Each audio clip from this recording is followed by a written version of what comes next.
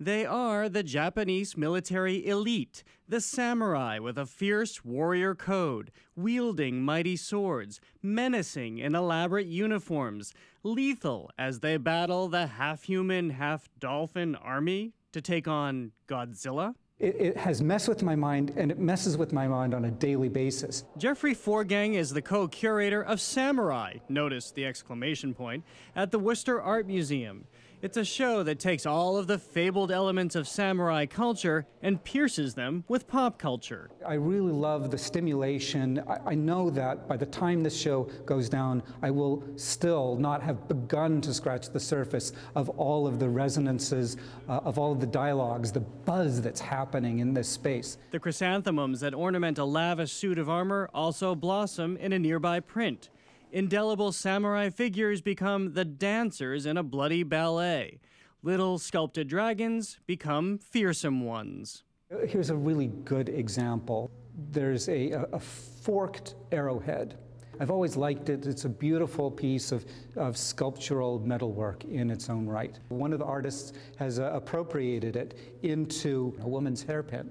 And suddenly the object, you realize, yes, it works beautifully as a woman's hairpin, and in the context, it evokes the female participation in that culture. For the newer works here, the museum sent images of its samurai armor, some of which comes from the famed Higgins Armory collection it acquired 2 years ago, to some of the most well-known Japanese artists working today. You know, you're bounced back and forth between past and present, not just once, but multiple times.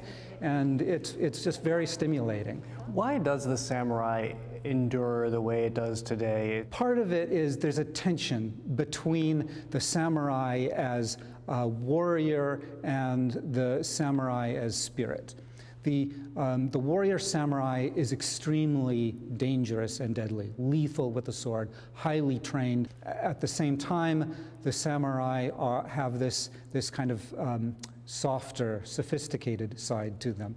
Their embracing of poetry, their appreciation of art, the beauty of the armor that they wear. What is the story of samurai if it's not something completely new and different? Because this is one of those stories that we know so well. And one of the reasons why I think we know it so well is popular culture. The museum's Adam Roseanne helped facilitate the samurai switch-up, which also finds the iconic Hokusai wave foaming with bunnies, and a host of Nintendo characters slipping into the samurai myth. In what ways are many of the video game characters that we see depicted here, Zelda, Teenage Mutant Ninja Turtles, in what way are they the modern day equivalent, the pop culture equivalent of samurai warriors?